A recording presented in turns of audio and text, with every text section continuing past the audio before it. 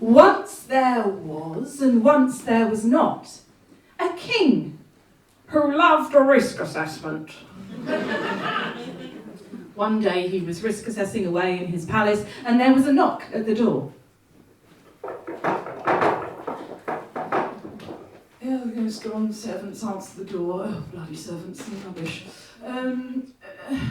Goes and opens the door, and there is a bloke holding a can of Monster Energy drink with his dog and all the gear. Oh, hiya, I just enjoy my chip putty, and I would just looking for an adventure in your kingdom. An adventure in my kingdom? Is there anywhere I could, have a bit of an adventure? I like that sort of thing. Well, there is, there's not that many adventures to be had here. It's a very safe kingdom. There is the Forbidden Forest, though, that no one ever comes back from. I mean, there is that. Oh, yes! That sounds like just my cup of tea. Oh, I love an adventure like that. No one ever comes back, you see. Oh, which way is it to the Forbidden Forest? I did say no one ever comes back. It's just that way. Good luck. And off the adventurer went with his Monster Energy drink and his dog. He came to the Forbidden Forest, and his dog was sniffing around. A pond. Dank, murky, swampy, wild, feral. And as the dog was sniffing around the pond, a hand that was attached to an arm that was extremely hairy came out of the pond, grabbed the dog by the scruff of the neck and pulled him under the water. Well, the adventurer was a pretty chill dude. Well, he rolled a spliff and he thought about what he might do. He decided in the end, he's quite loyal to his dog, so he went back to the king, he knocked on the door.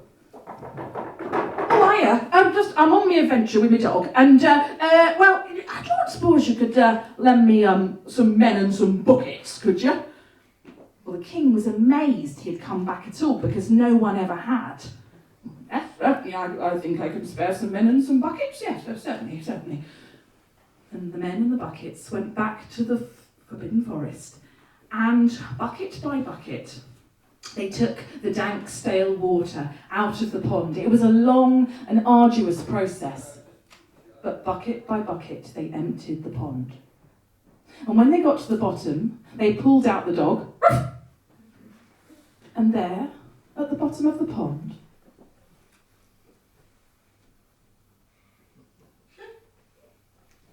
was a wild, hairy, feral man. Oh, quick, let's grab him. And they grabbed the hairy man and they took him back to the king. They knocked on the door of the palace again. Well, the king couldn't believe it. They were back again. Hello, everything okay? Oh, I found your problem, mate. I mean, right at the bottom of your swamp, there was a big, hairy, feral man. That was your problem. That was what everyone was going missing. Ooh, said the king. Oh, well, I'm going to need to do a risk assessment here to decide what to do. Hang on a minute. He took 4 days, and he came downstairs. I've decided that I think the best port of call is to lock the hairy man in a cage in the palace courtyard for the rest of his life. He will therefore be a deterrent from anyone else becoming a feral, hairy man. And that was decided. So they built the cage, and the feral man was put inside the cage. He had a beard, the colour of rusted iron, and the bars were rusty too. Visitors to the kingdom would come and look at the feral hairy man like he was some kind of curious exhibit. Oh yes, look, he's very hairy, isn't he? He's very hairy! Oh yes, I don't want him to go too near me. And they would come and look at him. Well, this went on for some while, until the king's son, who was growing up, was playing golden ball, or green pumpkin. And it rolled through the bars into the wild man's cage. Oh, excuse me, Mr. Wildman. I'm very sorry, but I've just dropped my pumpkin and it's gone through into your cage. Could I have it back, please? No! You can't have it back. You'll get it back if you give me the key. Oh, I don't have the key. I'm very sorry. Sorry to bother you. Sorry. The next day, he was really missing his green pumpkin. His Xbox was not as exciting, so he went back. Oh, Mr. Wildman, I'm ever so sorry. Have you had some time to think about your decision you made yesterday? Because I would really, really like my green pumpkin back. Could I have it back, please? No, not until you unlock this cage. Well, the third day elapsed, and this day the king and the queen were out hunting. And so the boy was a bit bored. He went back to the wild man in the cage. Oh, wild man, I'm so fucking bored. Can I please have my green pumpkin back? No, not until you open the door of this cage. I don't even know how to open the door. Is there a key? A lanyard? Anything? It's under your mother's pillow. Oh. Yes.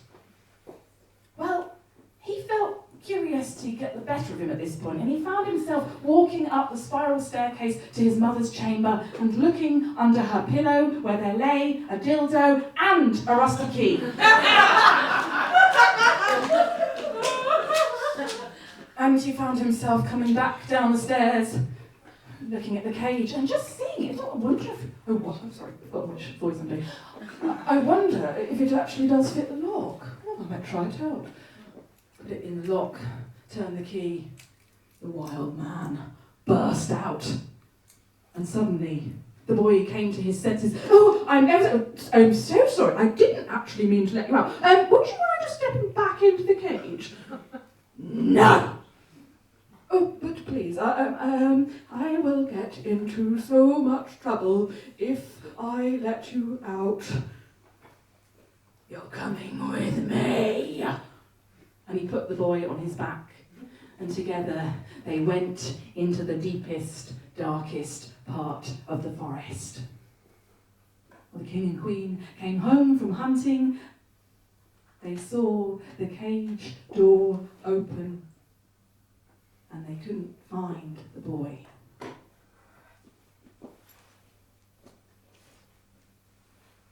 In 1903, the poet Rilke was struggling to write poems, and he wrote to Rodin, the sculptor, and he said, Rodin, how do you become a master of your craft? And Rodin said, you go to the city zoo and you look at the panther in its cage until you can write about nothing else. So that's what Rilke did. He went to the Paris Zoo, he found the panther in its cage, and he wrote this. His vision from the constantly passing bars has grown so weary that it cannot hold anything else. It seems to him there are 1,000 bars, and behind the bars no world. As he paces in cramped circles, the movement of his powerful soft strides, like a natural ritual dance around a fire in which a mighty will stands paralysed. Only at times the curtain of the pupils lifts quietly, an image enters in, rushes down through the tense, arrested muscles, plunges into the heart, and is gone. We each have a wild man in a swamp, and sometimes we cage him. Like a panther, he paces inside of us. So tonight, ladies and gentlemen of the Poetry Brothel, open the door with the rusty key, claim your golden ball. Wow.